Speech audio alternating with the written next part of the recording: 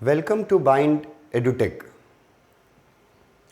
and in this video lecture we will continue to discuss some important short answer type questions from the chapter Albert Einstein at School.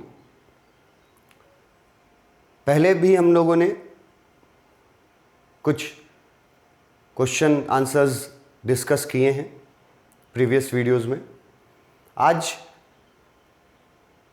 का video में हम लोग question number 9 से शुरू करने वाले हैं।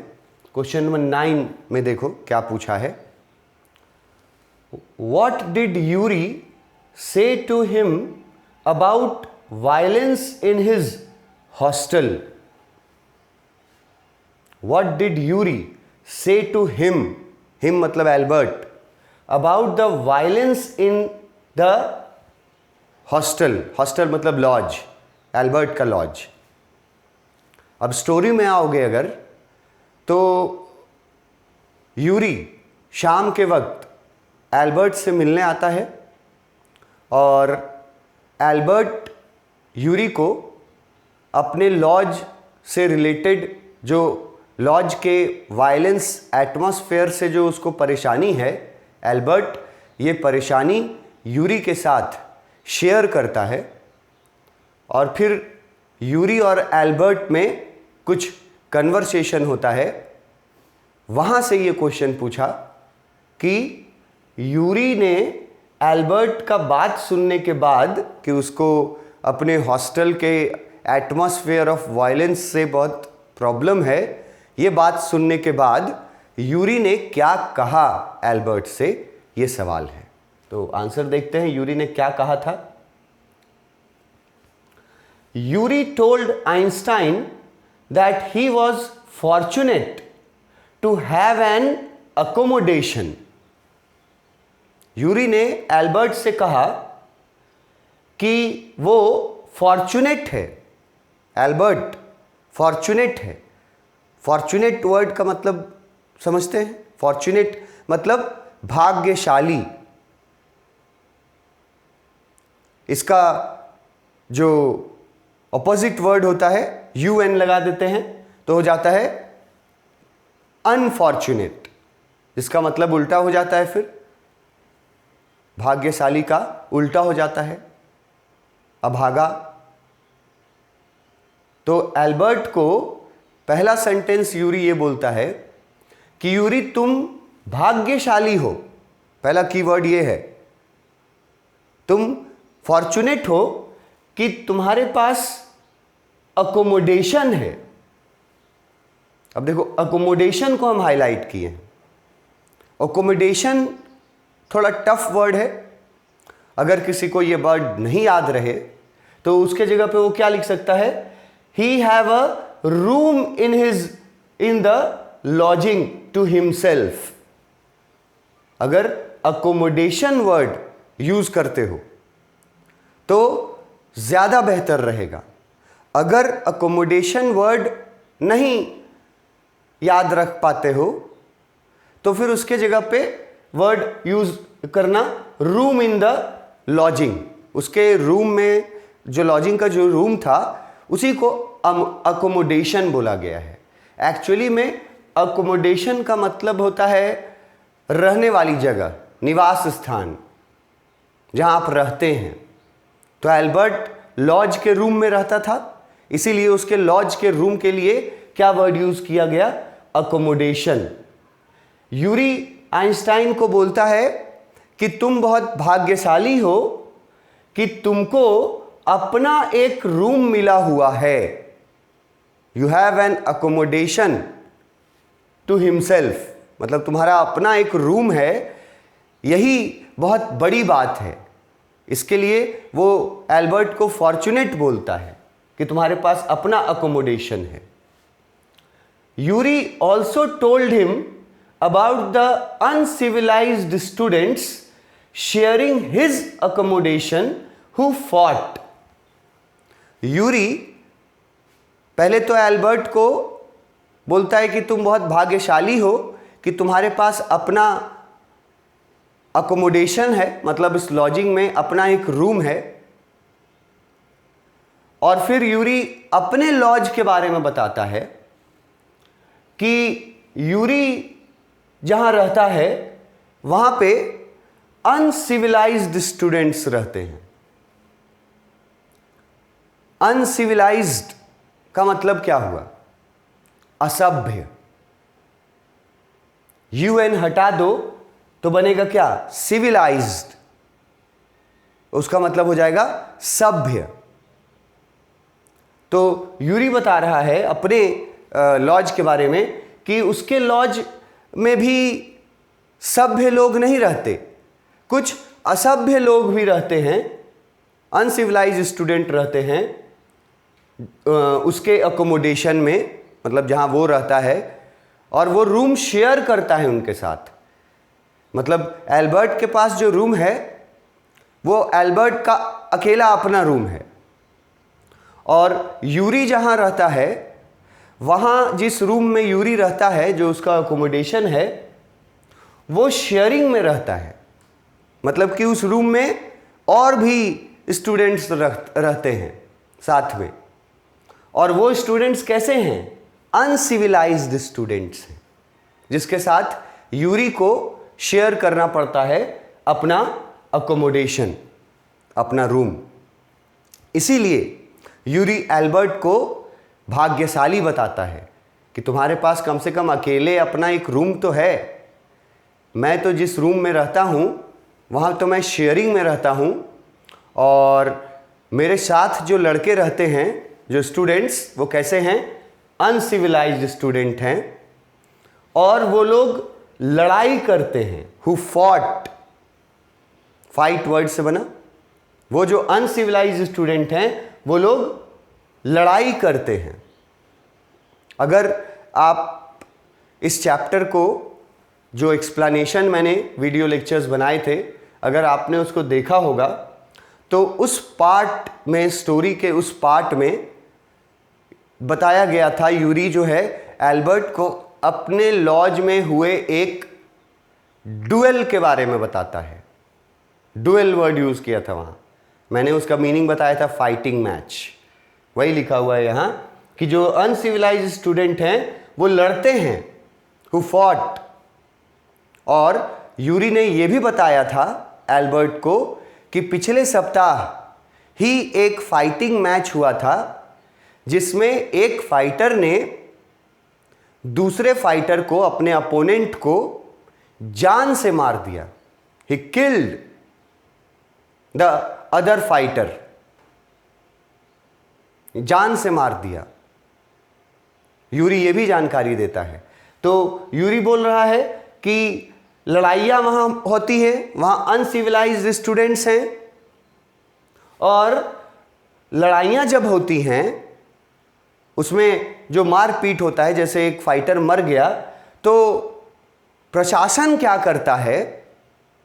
The authorities did not take action. कि जो फाइटिंग मैचेस वहाँ होते हैं उन पर जो अधिकारी हैं, ऑथोरिटीज का मतलब हो गया अधिकारी, अधिकारी मतलब हो गया प्रशासन। प्रशासन जो है वो कोई एक्शन नहीं लेता, but merely told them not to do so. प्रशासन कोई एक्शन नहीं लेता, सिर्फ, मेयरली का मतलब होता है सिर्फ उन लोगों को इतना बोल देता है, फाइटिंग करने वाले लोगों को, कि आगे से ऐसा मत करना। कोई पनिशमेंट नहीं देता है प्रशासन, बल्कि सिर्फ कैजुअल तरीके से कोई एक्शन नहीं लेता है, स्ट्रिक्ट एक्शन नहीं लेता है ऑथोरिटीज, और कैजुअल तरीके से बोल दिया जाता है कि ठीक है, जो हो गया सो हो गया, और इसके आगे फिर ऐसे मत करना। तो इस तरह के जगह पर यूरी रहता है। एल्बर्ट जिस जगह पे रहता है, एल्बर्ट उस जगह के वायलेंस वाले एटमॉस्फेयर से नफरत करता था, और ये शिकायत एल्बर्ट अपने दोस्त यूरी से करता है जब यूरी उससे मिलने आता है शाम को, और क्वेश्चन पूछा कि एल्बर्ट का शिकायत सुनने के बाद यूरी ने उसको क्या क्या बताया। तो ये आंसर में है। की पॉइंट्स देखिए कि यूरी ने बताया पहला कि तुम भाग्यशाली हो कि तुम्हारे पास अपना रूम है एक लॉज में अपना, जिसमें सिर्फ तुम रहते हो, ठीक है। और यूरी फिर अपने बारे में बताता है कि वो जहां रहता है जिस रूम में, उस रूम में शेयरिंग में रहता है और अनसिविलाइज्ड स्टूडेंट्स के साथ शेयरिंग में रहता है जो लड़ाइयां करते हैं और प्रशासन और अथॉरिटीज कोई एक्शन नहीं लेता, सिर्फ उन लोगों को एक कैजुअल वार्निंग दे करके छोड़ देता है। तो यूरी ये सारी बातें बताता है एल्बर्ट को अपने लॉज के बारे में, और एल्बर्ट को उसके लॉज के बारे में बोलता है कि तुम भाग्यशाली हो कि तुम्हारे पास अपना एक सिंगल रूम है लॉज में। ये बातें यूरी बताता है एल्बर्ट को। नेक्स्ट क्वेश्चन है एल्सा से रिलेटेड। अब जो लोग चैप्टर के थ्रू गए होंगे उनको पता होना चाहिए कि एल्सा कौन थी। क्वेश्चन ही पूछ दिया, who was Elsa, what was her advice to Albert. Elsa कौन थी और एल्सा ने एल्बर्ट को क्या एडवाइस दिया था। अब चैप्टर के उस पोर्शन में अगर तुम जाओगे जहां पे मैंने ये एक्सप्लेन किया था, तो वहां पे बात शुरू की गई थी कि एल्सा जो एल्बर्ट की कजिन थी वो बर्लिन में रहती थी जहां उसके फादर का बिजनेस था। तो वो एल्बर्ट से मिलने जुलने के लिए आते रहती थी। एक बार जब वो आई तो एल्बर्ट ने एल्सा को अपने डिप्लोमा एग्जामिनेशन के बारे में कुछ बताया था। सवाल ये भी पूछा जा सकता है कि एल्सा जब मिलने आई एल्बर्ट से तो एल्बर्ट ने उसको क्या बताया, अपने डिप्लोमा से, अपने पढ़ाई से रिलेटेड क्या बताया एल्सा को। तो एल्सा को एल्बर्ट ने बताया था एक सेंटेंस में ये बात कि एल्सा, मुझे नहीं लगता कि मैं अपने डिप्लोमा का एग्जाम कभी पास कर पाऊंगा। एवर वर्ड यूज किया था वो, एवर, मतलब कि एल्बर्ट ये बात सबसे पहले यूरी को बोलता था कि यूरी, मुझे लगता है कि मैं अपने डिप्लोमा का एग्जाम नहीं पास कर पाऊंगा। जब एल्सा मिलने आती है तो एल्सा से भी यही बात बोलता है कि एल्सा, मुझे लगता है कि मैं अपना एग्जाम, डिप्लोमा का एग्जाम, स्कूल डिप्लोमा का एग्जाम कभी पास नहीं कर पाऊंगा। ये सुनने के बाद एल्सा उसको कुछ सजेशंस देती है, कुछ एडवाइस देती है। वो क्या एडवाइस था, एल्सा क्या क्या बोलती है एल्बर्ट को, क्या सजेशन देती है, क्या रिप्लाई करती है। जब एल्बर्ट एल्सा को ये बताता है कि मैं स्कूल डिप्लोमा में पास कभी नहीं हो पाऊंगा, तब एल्सा क्या क्या बोलती है एल्बर्ट को, ये क्वेश्चन में पूछा है। और पहले तो पूछ दिया कि एल्सा थी कौन। तो आंसर एल्सा के आइडेंटिटी से, Elsa was Einstein's cousin who lived in Berlin. Elsa Albert की कजिन थी जो बर्लिन में रहती थी। अगर सवाल ये पूछा कि बर्लिन में क्यों रहती थी, या आपको अगर लिखने का मन हो यहाँ कि बर्लिन में क्यों रहती थी, तो बर्लिन में उसके फादर का बिजनेस था, इसीलिए वो बर्लिन में रहती थी। तो एल्सा का आइडेंटिटी बताया कि who was Elsa. Elsa Albert की कजिन थी जो कहाँ रहती थी, बर्लिन में रहती थी। She visited him of and on. वो मिलने के लिए आते रहती थी एल्बर्ट से। ऑफ एंड ऑन, ये फ्रेज वर्ड यूज किया गया, ऑफ एंड ऑन। अगर आपको ये नहीं याद रहता है तो उसके लिए इंग्लिश वर्ड आसान दे दिए हैं, ऑफन, मतलब अक्सर। अक्सर वो एल्बर्ट से मिलने के लिए बर्लिन से म्यूनिक आती थी जहां एल्बर्ट रहता था। ठीक है, ऑफ एंड ऑन मतलब ऑफन वो मिलने आता था, वो मिलने आती थी एल्बर्ट से। जब एल्बर्ट उसको अपने स्कूल डिप्लोमा के बारे में बताता है कि संदेह है उसको, तब एल्सा क्या क्या बोलती है। सबसे पहले एल्सा इनकरेज करती है उसको। ये पॉइंट को हाईलाइट किए। पहला पॉइंट हाईलाइट किए थे कि कजिन थी, बर्लिन में रहती थी। दूसरा पॉइंट हाईलाइट किए कि वो अक्सर उससे मिलने आती थी, म्यूनिक अक्सर मिलने आती थी। और फिर एल्सा का एडवाइस, वो बात सुनने के बाद कि मैं नहीं पास कर पाऊंगा। सबसे पहले की पॉइंट है कि वो उसको इनकरेज करती है।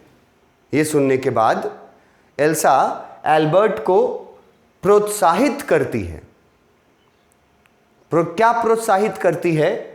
प्रोत्साहित करती है इन हिज स्टडीज, उसके स्टडीज के बारे में प्रोत्साहित करती है, ये बोल करके कि you can easily pass the school diploma exam. आप ये बात भी लिख सकते हैं अपने आंसर में कि एल्सा इनकरेज करते हुए एल्बर्ट को बोलती है कि you can easily, very easily pass the school diploma. ये बोल करके उसको पहले प्रोत्साहित करती है।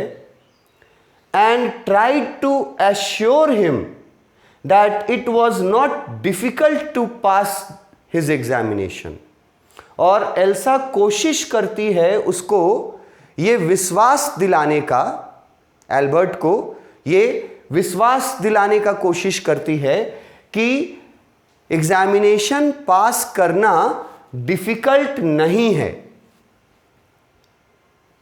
पहले तो उसको इनकरेज करती है कि तुम आसानी से पास कर जाओगे।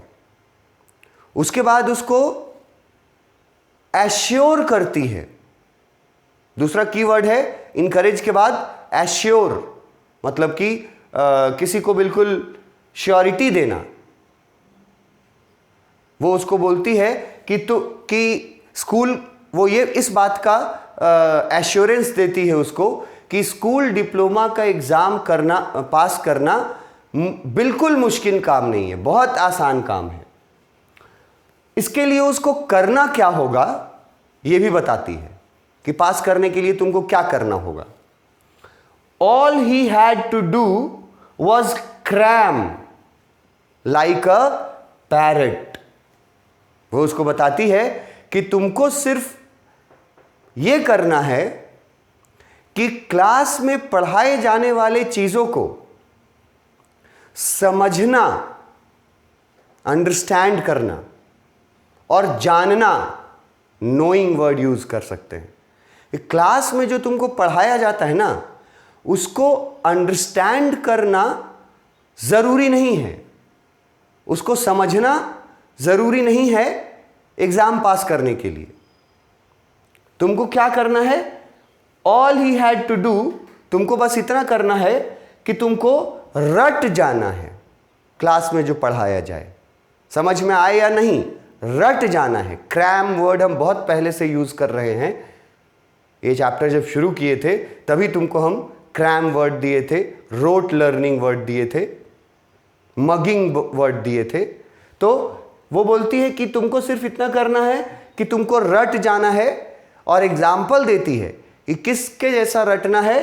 पैरट के जैसा रटना है, तोता के जैसा रटना है।